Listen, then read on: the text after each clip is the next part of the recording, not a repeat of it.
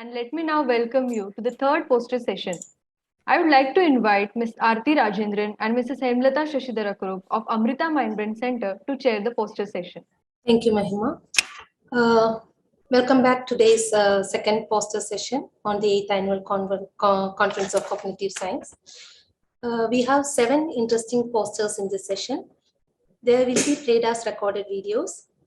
And after all the presentations, there will be a 30-minute question and answer session where you have any queries. The links to ask the questions to individual presenters are available on the ACCS 8 website, www.amrita.edu/ACCS8.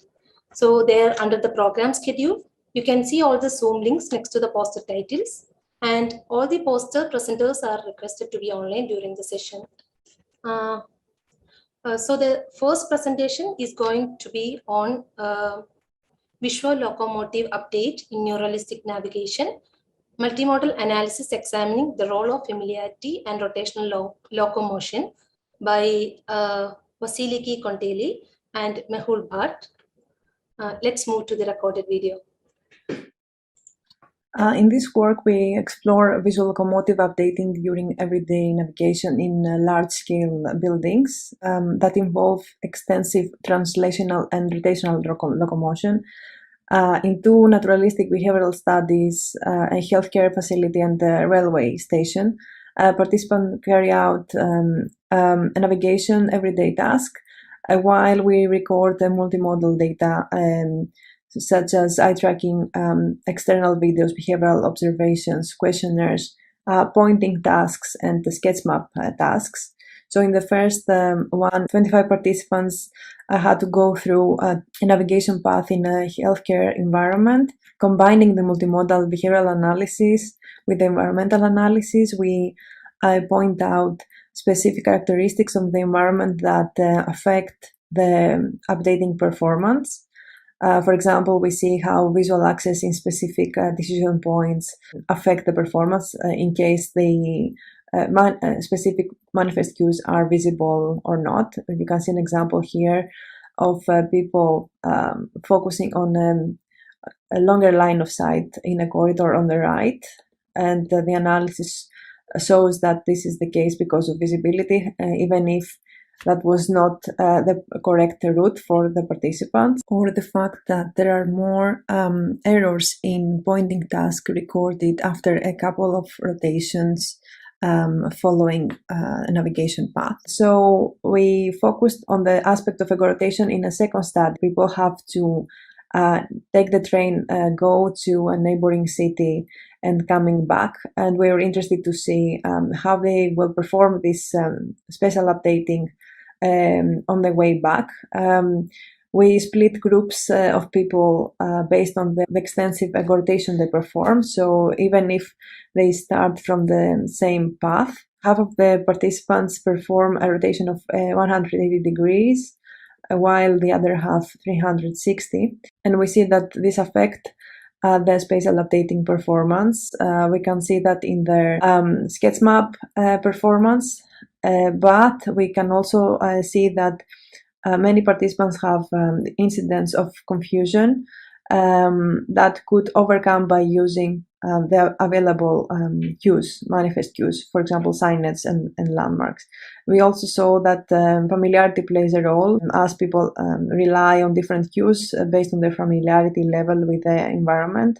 And we also saw that at the time that overall the results suggest that different strategies for reorientation is being used from participants based on their familiarity level with the environment, but also the extent of the ego rotation involved in the route.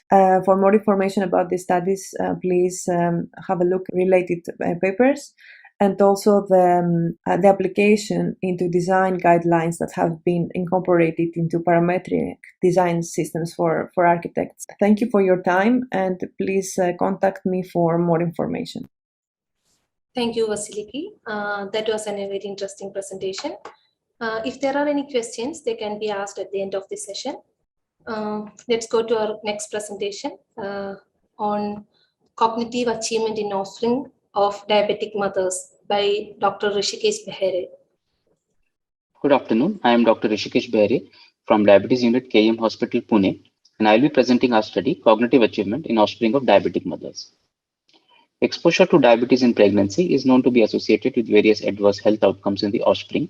Of interest is its effect on fetal brain development, which can increase the risk for neurodevelopmental disorders as well as poorer neurocognitive performance, with implications for human capital in later life. Now, Western studies primarily focus on the effect of maternal hyperglycemia on large babies and adverse behavioral and cognitive outcomes. In the Indian context, there is a high prevalence of gestational diabetes as well as malnutrition and low birth weight. One Indian study showed better cognitive outcomes in offspring of diabetic mothers in a small sample. Hence, there is a need to comprehensively examine multiple domains of cognitive achievement along with a brain functional connectivity measure to better understand this phenomena in the Indian context. So at the diabetes unit, we have a registry of around 1,000 mothers who had diabetes during pregnancy and their offspring, and they are being followed up. So we designed a case control study to examine differences in cognitive performance between the offspring of diabetic mothers versus aged and gender matched offspring of non-diabetic mothers. We plan to recruit offspring who are above 6 years of age. The objective of the study was to examine for differences in cognitive achievements between the two groups, also examine differences in frontal cortical functional neural correlates, and examine the mediating and modifying effects of obesity, adiposity on the cognitive outcomes. We plan to examine the cognitive achievement comprehensively in various domains. This includes neurocognitive performance by standard neuropsychological tests, that is color progressive matrices and standard progressive matrices. Scholastic achievement, that is reading comprehension ability on the Niemann SLD battery and their scores in school tests. Developmental psychopathology on the strengths and difficulties questionnaire, and functional neural correlates by the technique of functional near infrared spectroscopy. Due to the COVID pandemic, we are currently doing only online assessments, and we will, once the situation is conducive, we will call these children in person for the neuropsychological tests and the FNIRS. Currently online, we are administering questionnaires and collecting data from the parents on various outcomes. As of December 2021, we were able to assess on the online format 66 ODMs and 54 ONDMs. Looking at the results, we found that the ODM and the ONDM children were matched on age, gender. However, the ONDM children were of higher economic status. Coming to birth outcomes, the mothers of the diabetic mothers had higher rates of pregnancy complications and cesarean section deliveries. The offspring of diabetic mothers had higher rates of neonatal complications. However, interestingly, the birth weight were similar in both groups, and also rates of LGA, that is large for gestational age babies, was similar in both the groups. Coming to behavioral outcomes, the children of the diabetic mothers had higher total difficulty score, specifically in the domains of externalizing spectrum, and these differences remained significant after adjusting for covariates. However, there was no significant difference in the scholastic performance. So from these preliminary results, this suggests that as compared to the Western population, in our population, we did not see the difference in the birth weight in the offspring of diabetic mothers. However, they had higher temperamental difficulties.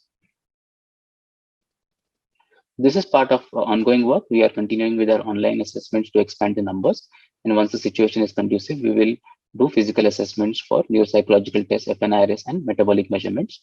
And once we have the complete data, we will plan for further statistical analysis for moderation mediation effects, and also to take into account effect of confounders.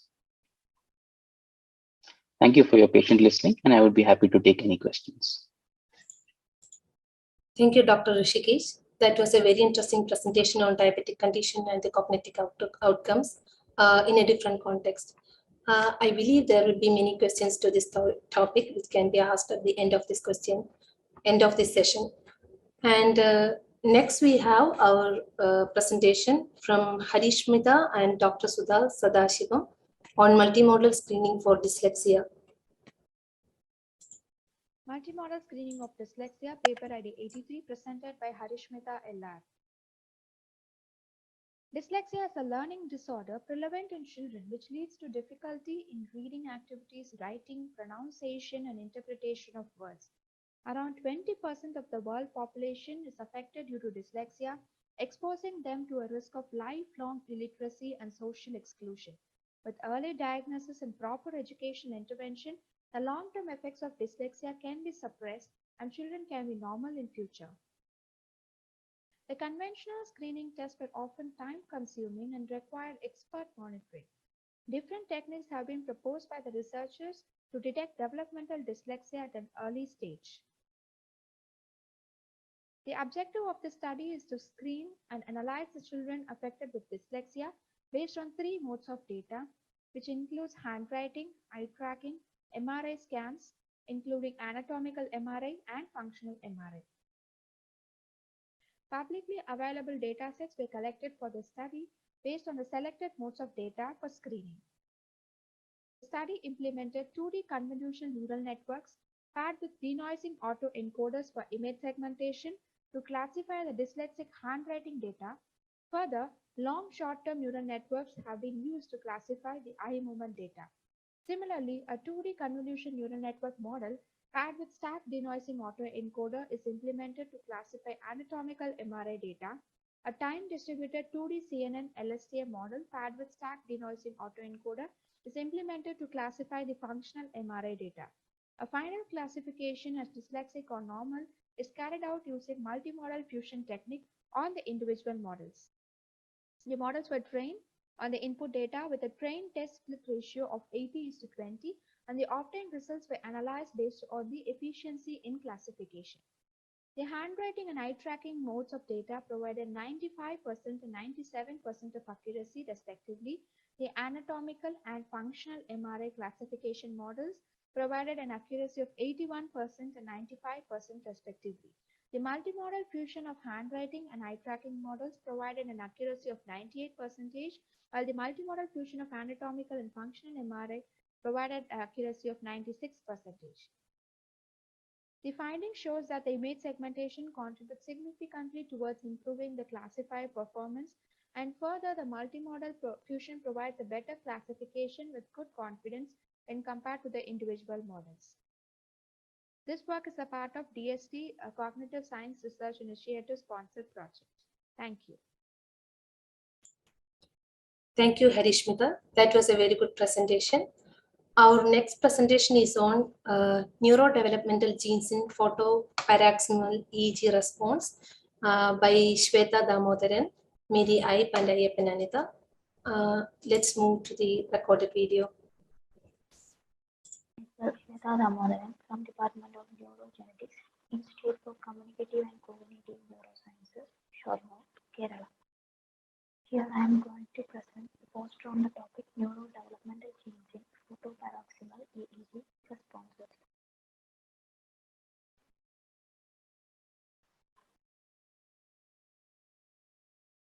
The purpose of the study is to understand the molecular underpinnings of different patterns of photoparoxysmal response, in short, PPR, especially in patients with idiopathic generalized epilepsy, in short, IGE. Idiopathic generalized epilepsy is a type of epilepsy which occurs without a known cause. Photoparoxysmal response has high prevalence in IGEs.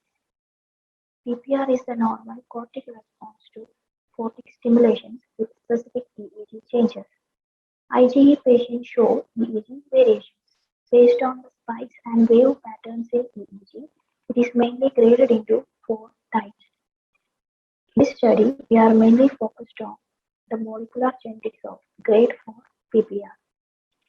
For this, we collected blood samples of 14 patients, especially children, and then DNA extraction was done using standard salt-and-out protocol. Whole exome sequencing was done to check variants, and the genes harboring variants were filtered. The variants showing genes were related to the development and functioning of nervous system, axon guidance, etc. Abnormal cortical development is a frequent cause of epilepsy. It leads to altered cortical excitability. Hyperexcitability of neural network is a key neurophysiological mechanism in epilepsy. In fact, the treatment strategies are aimed at suppressing such hyperexcitability. Since PPR is a positive response, detailed studies into the function of these genes would improve our knowledge on the cortical excitability. Thank you. Thanks a lot, Sweta. We have our next presentation on mechanism of mood stabilizing drug action to explore new avenue for drug target by Shruti Priya, Bhuvarahamurthy Venugopal, and Parthasarathy Ranka. Let's move on to the recorded video.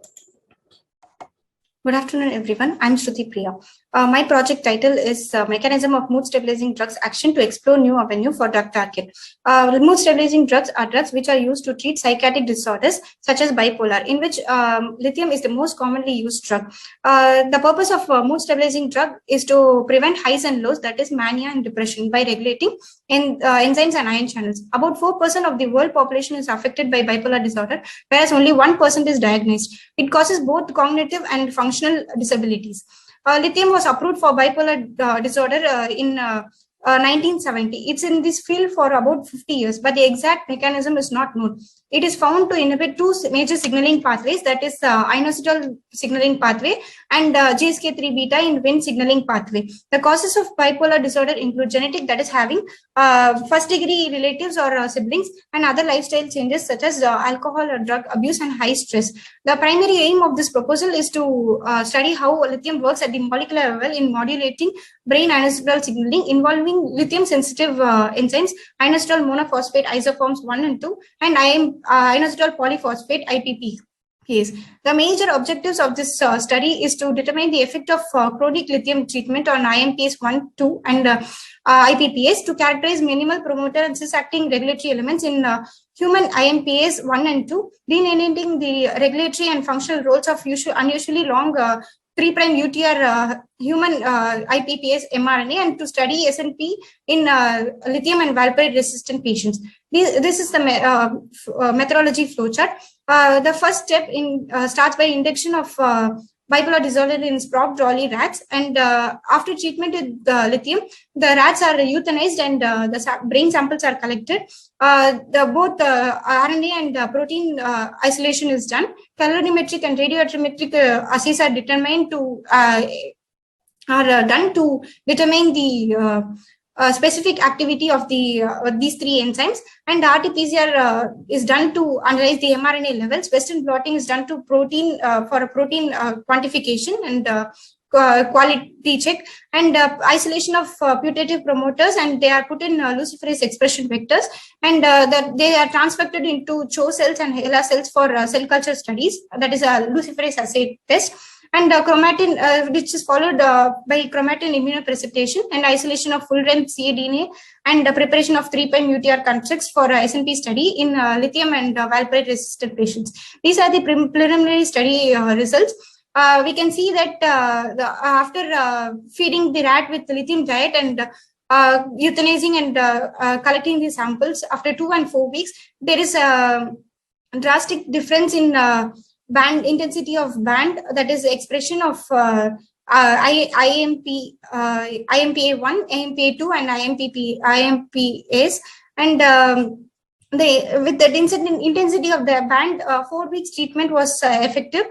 So we have this study, the conclusion, this study has been designed to understand the contribution of initial metabolism of the etiology of bipolar disorder. These goals will be helpful to advance our understanding of the regulation of brain signaling in enzymes in inositol signaling pathway, and it is also this study will also be used for a therapeutic modification or intervention for a bipolar and other mood disorders. Thank you, Shruti, for the presentation. That was a lot of work. So the next presentation is on efficacy of cognitive retraining among patients with SUDs having cognitive deficits, a narrative review by Dr. Abhishek Banka. Good evening, everyone. I'm here to present a narrative review on efficacy of cognitive retraining among patients with SUDs having cognitive deficits. It is the aim of the current narrative review was to synthesize evidences on the effectiveness of cognitive retraining in attention span, executive functioning, memory work, working memory capacity, and processing speed in individuals with SUDs. The whole process of writing this narrative review included 5 steps, namely selection phase, filtration phase, retrieval phase, evaluation phase, and synthesis phase. Selection phase included randomizing controlled trials and quasi-experimental studies from various literature repositories such as PubMed, PubMed Central, Embase, Medline, Cochrane Library, and PsycInfo until 2021. Filtration phase included examination of title and abstracts of selected studies and removal of the duplicate or irrelevant reports. Retrieval phase included retrieval of the full articles on the basis of methods, participants, type of intervention, result or treatment outcomes, dropouts or limitations of the study. Evaluation phase included evaluation of the selected studies, full review articles on the basis of the study, substance type, participants, characteristics of the intervention given, and outcomes of the trials. And synthesis phase included evaluated studies which were used for the final qualitative synthesis. We can have a look at the results. Results showed that 55,422 studies were there based on the cognitive retraining or remediation. Among them, only 29 studies were found to be eligible for the evaluation based on the cognitive rehabilitation or remediation of the substance use disorders. Among them, only 5 studies looked for cannabis use disorder only, 11 studies included alcohol use disorder only, and 3 studies included opioid use disorder only. Majority of the studies reported significant improvement in cognitive functions, especially in memory and attention. Memory was most sorted after cognitive domain. After memory, attention was secondary to that, and with no less negative impacts in substance use. This study was funded by Department of Science and Technology, and we thank DST for providing us grant for the conduction of the study. Thank you. Thank you, Dr. Banka. That was a really interesting study. If there are any questions to the presentation, please join via Zoom link that is available on our website, ACCS website. So we have our last presentation today by Dr. Dipanvita Sadhu Khan on examining the effect of SNPs of circadian clock components in stroke-induced cognitive impairment. Good afternoon to all of you. Thank you for giving me the chance to present my work entitled Understanding the Role of Circadian Clock Genes on Stroke-Associated Cognitive Impairment, Genetic and Cellular Approach. Myself, Dr. Dipanvita Sadhu Khan, and my paper ID is 98.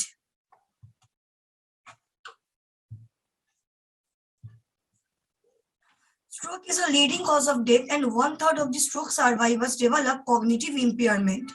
Since long researches in different populations report circadian variation of stroke onset time in daily manner. On the other hand, the role of the circadian genes on cognition is often mediated by BDNF, as evident from animal study. However, there is very little documentation stating the direct relation between the circadian gene on susceptibility of stroke onset and on post-stroke outcome. With this background, here we hypothesize that the circadian genes which control BDNF may also serve as a susceptibility factor for stroke and post-stroke cognitive impairment. To test this hypothesis, 2 objectives were set, like the evaluation of the reported SNPs of clock component genes and BDNF as susceptibility factor for the above said condition, and the examination of the presence of any relation between BDNF and clock genes during cognitive impairment after stroke through a cellular approach. For the genetic association study, first, sample size were estimated using a specific software, and to satisfy that first 214 stroke patients and 292 controls were recruited following standard inclusion and exclusion criteria. All diagnoses were done by the clinicians of Bangalore Institute of Neurosciences. During recruitment, the clinical parameters and lifestyle parameters were recorded from the caregivers or the patients itself.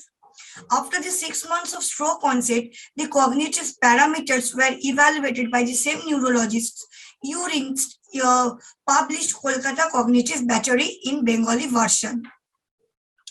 Here, the few SNPs which seem to be functional as evident from the EQTL findings and based on their previous association with other population with neurodegenerative disorders were selected here. For the genotyping of the SNPs and to measure the mRNA expression in human samples, peripheral blood were collected from patient and control using ICMR guidelines. And for the cellular and for the cell purpose, the cultured SHSY5Y cell lines were incubated for 6 hours with glucose-free DMEM medium kept in oxygen-deprived medium. This situation exactly mimicked the stroke in human samples, and same protocol was followed as depicted here. Coming to the result. Here I will only mention due to time the SNPs which show a positive association due to time constraint. A strong association was found for a clock SNP in both allelic as well as genotypic manner, while only genotypic association was found for a Cry2 SNP. And this SNP, the clock SNP, also retained their association even after doing Benjamin-Hodgburg FDR correction for the multiple SNPs. Here are the powers are mentioned for the both SNPs. But we failed to identify any association for BDNF, APOE, SNP, and a PAR1 SNP appeared monomorphic in our population. Since we dealt multiple genetic attributes, we did logistic regression, and this clock SNP also also appeared as a positive factor even do the logistic regression.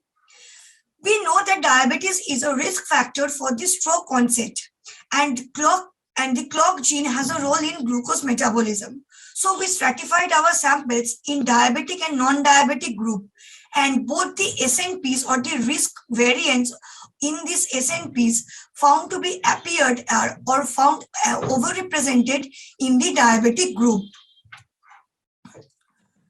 Next, we first tested our samples. Next, we first tested whether there is any circadian variation in stroke onset. Maybe due to small sample size, we failed to identify a circadian variation in stroke onset time for ischemic cases, while a prominent morning excessness was found in case of hemorrhagic stroke, and which could be explained due to overrepresentation of specific risk factors in clock and Cry2 gene in this morning excess patients. Next, coming to the cognitive parameters. Due to pandemic, though we could not evaluate the cognitive parameters in all patients, but only 60 cases, only the data from the 60 cases were recorded. Here are a prominent deterioration in the language, memory, attention was found for few cases which correlate with the risk factor harboring in BDNF, APOE, clock, and Cry2 gene. That means these genes not only makes individuals susceptible for stroke, but they have also a role in the development of post-stroke cognitive impairment, which may be, and the data will be strengthened with increase in the sample number. Next, to know the influence of the genotypes in mRNA expression, the mRNA of the BDNF and clock genes were analyzed by qPCR method. Unlike BDNF, a significant change in clock gene expression was found for VCI patient. Similarly, the Gs or the C allele harboring, which appeared as a risk factor previously, found to be present or found to be responsible for the higher expression of the clock gene expression irrespective of the disease phenotype.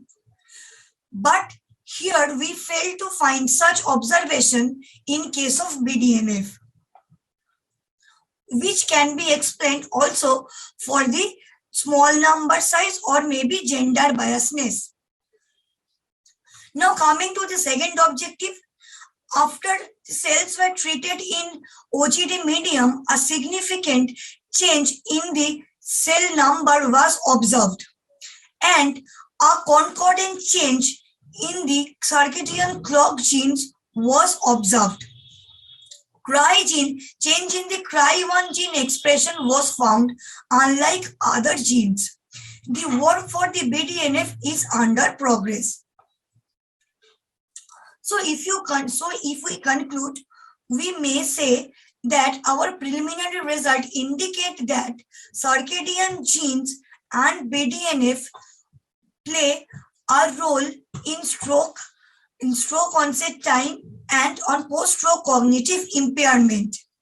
A particular SNPs which were studied here may also have a role in the gene expression, and the clock gene expression varies between control and vascular cognitive impairment patients. So further studies can be performed to examine the altered expression of molecular clock gene and their rhythmicity among stroke and post-stroke cognitive impaired patients, which may propose them as a new therapeutic targets for future. Thank you. Thank you, Dipinita. That was a lot of information. So today's poster session is over. Next, we have a 30 minutes question and answer session. And the Zoom links to ask questions to individual presenters are available to the website www.amrita.edu/ECCSH. And all the presenters are requested to be online during the session. Thank you, ma'am. And my sincere appreciations to all the presenters of the poster session. Each one was very informative and well presented.